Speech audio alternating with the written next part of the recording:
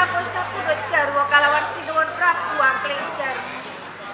Nanging aku ora bisa selak kalawan batin. Itu babar pisan aku ora duweni rasa tresna. Mergo tresna aku tak patri kalawan Kakang Madrim. Kakang Madrim. Apa sekirane kowe wis bisa nglalekke aku, Kakang? Apa sampeyan ora ngrungokke panelangsaning batinku? Itu ning jagate seseramungan sing tak tresnani ora ana liya mung sliramu. Ora nyono babar pisan, Kakang. Yen aku ora bisa sandingan kalawan sampeyan. Aku ora tresna kalawan Sinuwun Prabu Angling Darma. Dia aku bisa yen to aku kudu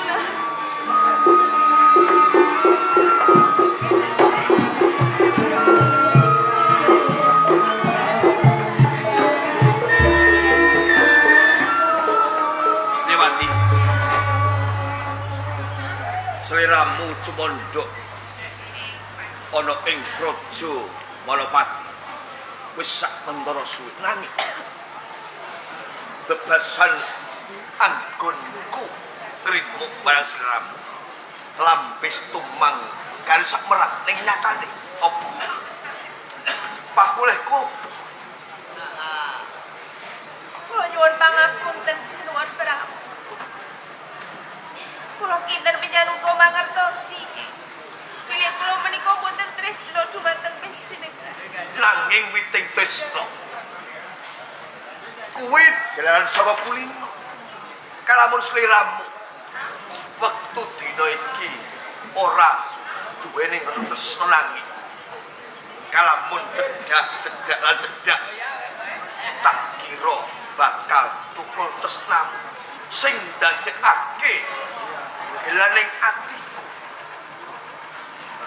saben pendak sliramu lenggah kaijinan diadep dening para abdi isine mung tawang-tawang tangis nganti tembem mripat jane apa sih apa wis urip ana ing Praja Malapati isih kurang mulya mukti panjenenganku bakal ngangkat derajat Menawi mukti menika sampun mukti Sinuwun. iya Nanging dhateng batin kula menika kula boten saged selak. Nanging kersake kula kedal lados nyuwun pangapunten kula boten saged. Kakang Badhe Madri kapura ngarsa Areng dalu.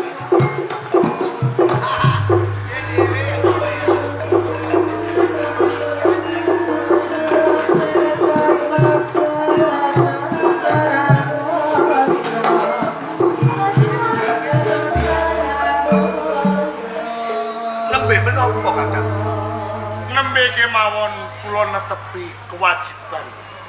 Kadadak sakasaru dening perjurit ingkang supados kula sowan wonten ing ngarsa panjenengan. Lajeng wonten wigatos menapa? Kakang Badhe Madri Paring dawuh. cubi perkawis menika ndika penggalih nalika Kakang Badhe Madri ngawontenaken Giri Saya kang saged mupu boten sanes kula nggih ta Boten lepat. nanging Kang Kados pundi? saksamunipun Endang Setiawati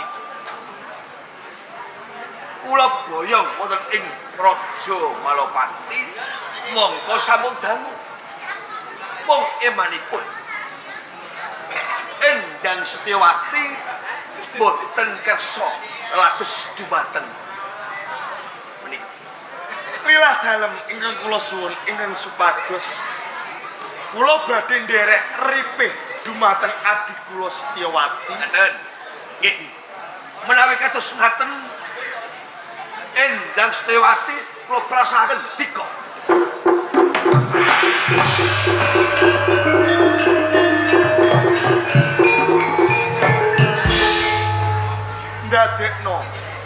murinaning penggalih Maha Prabu Angling Darma. Mergo apa? Mergo kabeh mau saka tumindakmu Setyawati. Sampeyan nglumpukno aku, Kak. Yo gile ora. Kok sampeyan nglumpukno aku? Jebul tresnane sampeyan mau apa gelar? Ora lain batin tresno kalawan aku. Endi janji-janji sampeyan iki ora semono, Kakang. Itu sampeyan bakal bukti bareng-barengan kalawan aku. Menungso ngendi sing ora lara ati Setyawati. Lamun to pepujaning ati sesandingan lawan wong liya. Nanging tumengo Setyawati. Nanti aku tumindak sing kaya ngene. Bot-bote aku mung kepengin mulya lawan kuwe. Goroh. Sampeyan goroh, Kakang. Saiki aku ngerti. Jebul sampeyan menuhi dan pangkat. Mulane kene ngorbanake kalawan aku. Kok sengguh? Aku wis kagiwang derajat lan pangkat. Ora Setyawati. Aku ora butuh derajat pangkat.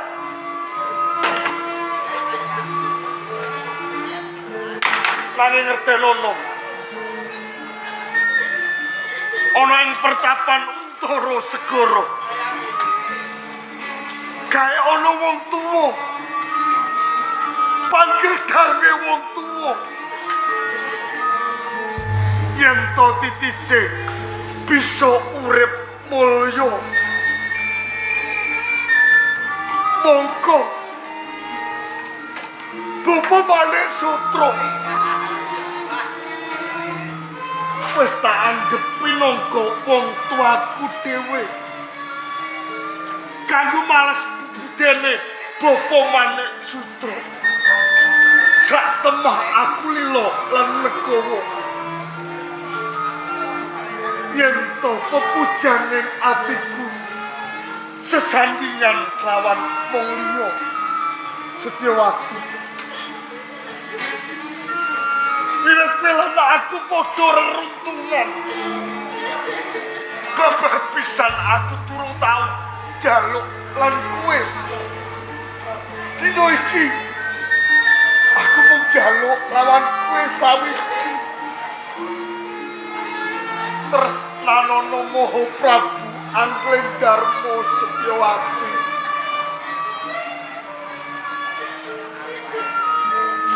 Kowe aja nganti mikir marang diri pribadimu. Yen to kelakon kowe pepisahan kelawan Maha Prabu Angling Darma, sak temah Bapa Supamandra Manik Sutra bakal kekes ing penggawe. Ora mung kuwi Setyawati. Keluarga Maha Prabu Angling Darma bakal dak siya lawan kowe. Aku mau kepengin moyakno lawan kowe Setyawati. Jaluk pangapura, Kakang. Setyawati.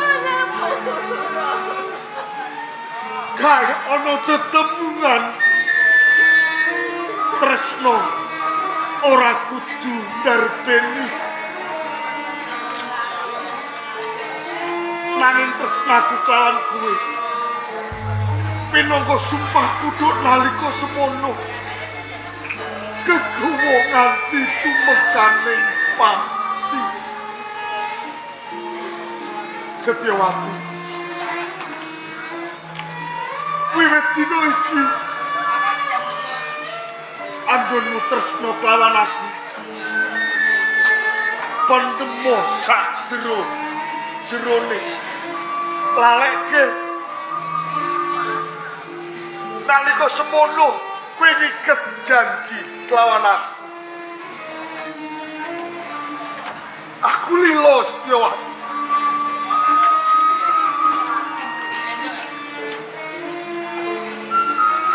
Senajan to kowe ora kumecat, aku wis bisa ngrasake panelangsaning atimu Setyawati. Lakonono setitik moko setitik ing bisuke bakal tresna kelawan Maha Prabu Angling Darma.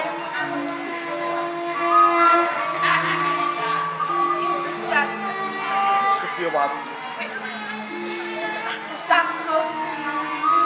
Aku sanggup ngresnani Sinuwun Prabu Angling Darma. matur nuwun banget. Redene wis mujudi apa sing dadi penjalukanku Setyawati.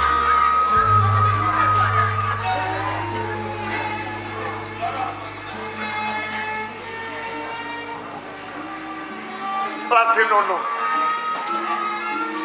Maha Prabu Angling Darma. Ngerti nono karyan mati. Atur kula lagi ora karono kula sakjroning atiku aku tresna. Nanging kula lagi mergo kabeh penjalukmu. Setyawati.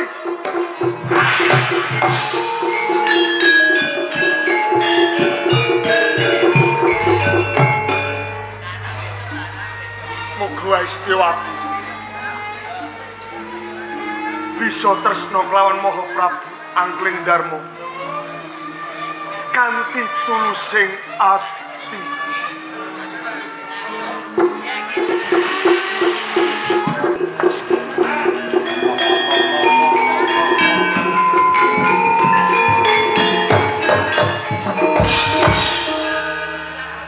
Kok ya rumangsa sepi banget. Kantor kok ya dulu nganti ana teko kene. Mongko iki dina wis tak melu apa ya tau lali.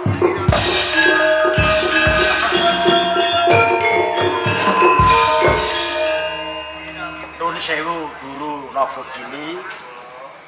Kados sinebak simo ingkang galak, wancinipun dalu penjan nimbali kalian kula kang supados kula dumugi wonten ing Taman Sari. Mesti kaget sliramu tak tinggal ya nang kene. Menika leres. Mergo ana babagan sing arep tak blakake karo sliramu. Lajeng babagan menapa, Guru? Sliramu lak ya wis mangerteni. Yen wis suwe banget aku iki duweni rasa marang sliramu lho. Tegesipun rasa niku rasa kados pundi? Sliramu iki bocah lanang kok ya ora ngerti babar pisan. Yen aku iki tresna marang sliramu. Sampun pas. Menawi panjenengan tresna kalian kula, panjenengan guru, kula murid. Nanging ora tresna sing kaya ngono. Tresna pripun, Guru? Anggonku tresna marang sliramu iki. Aku tresna karo sliramu. Sliramu pengen tak pek bojo. Tresna tiyang bobojoan. Lho. Nuwun sewu. Panjenengan menika garwanipun guru kula. Menawi kalampah kula tresnani panjenengan, kula ajrih Guru. Lah gene apa sliramu wedi? Yen mangkene garwaku mangerteni kabeh iki, aku sing bakal tanggung jawab. Saestu. Lho. Menawi katen, kula badhe ladi kalian panjenengan. Dadi sliramu gelem? Nggih. Ya wis ayo. Monggo manjing wong tilang panjenengan.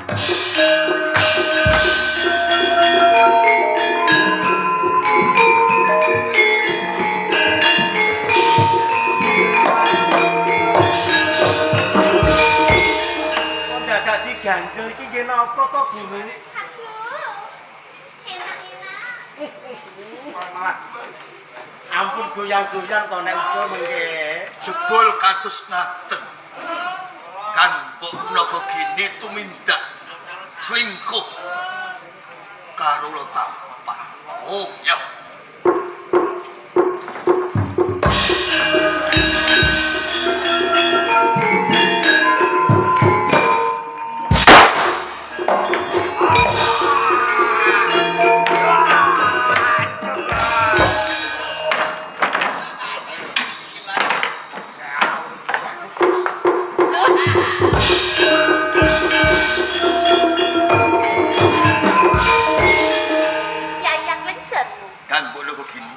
kene apa seliramu tegelen mentolo mateni marang katresnanku Yayi. Nuwun sewu. Panjenengan sampun anggadhahi garwa mboten sales Kakang Nagaraja nanging panjenengan tumindak selingkuh kalian Ula Tampan atik Slepan. Kabeh iki perkaraku. Seliramu ora perlu melu-melu. Lajeng kersanipun Seliramu bakal tak wadulke marang garwaku. nggih. Abang tak wadulke ijo, ijo bakal tak wadulke abang. Pinten ngono kowe? Sampun begini. Sampun begini.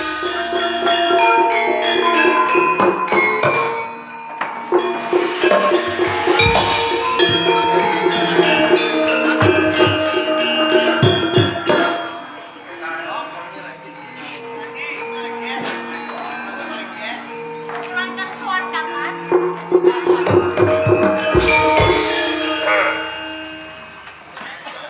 Wela kalah. Bedari logo gini garwaku. Ono apa, Kang Mas Nagaraja. Yayang Klengdarmo menika tresna dhateng kula, Kang Mas. Yayi Prabu Angkring Darmo kumuju ana ing Taman Bagindo wani gonjak lawan sira Menika leres, Kang. tresnani kelawan sira Nggih leres, Kang. yen ngono tak obrake Prabu Angkring Darmo.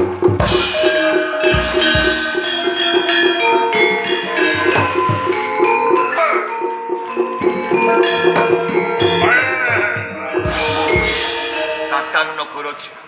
Prabu Angkring Darmo Nggih. sawising kowe dadi ratu ing Praja Malopati. Sumangkean tumindak munggasro Kula tumindak menapa Kakang Nagaraja? sirawani tumeka ana ing Taman Bagindo. Saya kowe wani jawat, wani tresnani lawan kang mbokmu Betari Naga kini. Kakang Nagaraja. Estunipun perkawis menika dawah kosok wangsul. Parandene Kakang Nagaraja ndahar aturipun kang mbok Naga kini monggo. Ye patratmu ratu ora kena kanggo tepo patuladan. Ing kene bakal tak tladah kala mongso.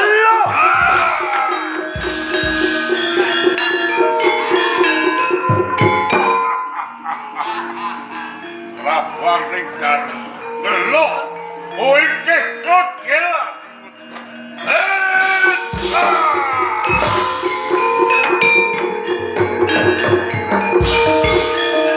Patas Prabu Angkring Darmo Kakang Nagaraja. aja ngendelake kowe dupeh titis sing Wisnu. Wis tak mongso ning ora mati. Yo kaping 7 coba.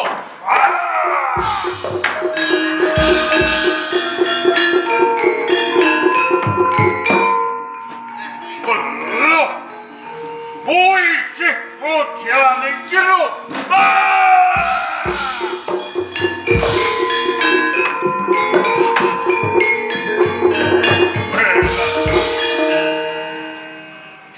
Prabu Angkring Darmo. Nggih. Nyatane kowe ndak mungsa kaping pindho. Kowe ora tumekaning pati. Yen ngono aku bisa nemtokake yen sira ora darpi luput. Coba tenanipun Kakang kepengin ngerti kepiye sejatining larai nganti kowe wani mateni muridku Sura Tampan. Kakang Nagaraja, kula matur nuwun sanget dumateng dika dalaran sampun tinar duka nanging kula badhe matur napa wonten niku. Coba hingga aturno aku kepengin ngerti lembaran ing sejarah. Nalika kula enggar-enggar wonten ing Taman Bagindo. Kula pirsa dumateng Kangkok Nagagini Cidrosmi dumateng Si Ula Tampar ing mangka sampun boten kirang-kirang anggen ngemutaken dumateng Kangkok Nagagini nanging nyatanipun Kangkok Nagagini mbacut tresna dumateng Si Ula Tampar sepisan. Keng angka kaping kalih Kakang Nagaraja kepiye Yayang Pringdarma? Nalika Kakang Nagaraja nggaglan dumateng kula nanging saklebetipun raga panjenengan kula pirsa sumunaning cahya sak cakra panggilingan menika menapa?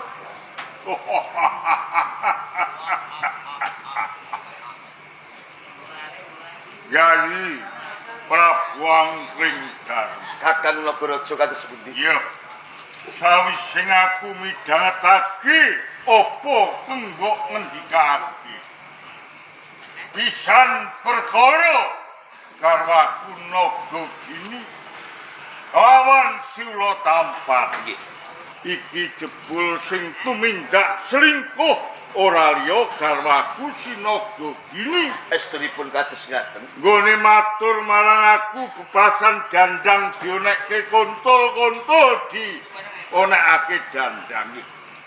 Ya, bab perkara garwaku Nagagini mengko aku sing bakal aweh pidono. Matur nuwun, matur nuwun. Tungkap kaping pindho Yai Prabu Pringdarma. Kakang Nagaraja kados pundi? Jroning sira ndak mangsa ana ing Bokarta. Kowe ngerti menawa ana ing lak aku iki ana cahya kang mantel sak cakraning panggilingan. Iki Prabu Pringdarma. Ya kuwi sing kena diarani Aji Dipa Sulaiman, ya Aji Gineng. Marang sapa wae titah sawantah. Iki yen kadunungan Aji Gineng. Iki bakal ngerteni marang ucapaning kutu-kutu walang atogo sing pating kumurnik ing jagat raya. Tegese bisa ngerteni ucaping kabeh para kewan. Duh, Kakang Nagaraja, Yayi Prabu Pringdarma. menawi wonten keparengipun Kakang Nagaraja, kula kepengin andarbeni Aji Gineng. Wah, jalah. Napa dipun keparengaken? Sira kepengin anggaduh bab Aji Gineng ya Aji Dipa Sulaiman. Ya, aku bakal bisa nglunturake marang Aji Gineng utawa Dipa Sulaiman. Nanging abot sanggane apa sekira sira saguh nglakoni. Duh, Kakang Nagaraja, amprat kados pundi? Kalamun kula saged anggadhahi Aji Gineng badhe kula lampah. Mergo marang titah sawantah yen kadunungan Aji Gineng kuwi syarate ora kena dilunturake marang sanak kadang garwa lan mitra. Senajan to garwamu montah kepengin jaluk lunturing Aji Gineng, iki ora kena dilunturake. Kula sagah angayai. Mergo yen lunturing Aji Gineng yen dilunturake marang garwa putra sanak lan kadang, iki bakal barengi pecating nyawa. Apa sira saguh? Selasa amprat kados pundi Kakang Nagaraja? Waton kula saged anggadhahi Aji Gineng badhe kula lampah. Yen kaya ngono ing dina iki Aji Gineng bakal tak lunturake marang sira. Coba ngeningke cipta.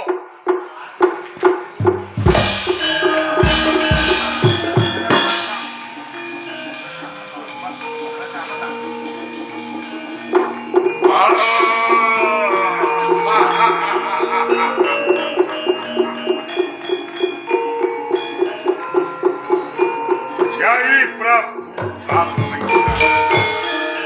Kakang Nagaraja. wis kelakon Aji Gineng ndak lunturake marang sira. Matur nuwun. Ning mung pawelingku Nggih. aja pisan-pisan Aji Gineng mbok lunturake marang sapa wae saya marang garwa lan Nggih. putra. Kula badhe janji dumateng Kakang Nagaraja. Ning kula sampun anggadhahi Aji Gineng. Mboten badhe nglunturaken dumateng sinten kemawon. Kaya ngono. Mula kono enggal dipungkasi lan pamit marang pangarsa ngrawuhake ketoprak Wadi Magu.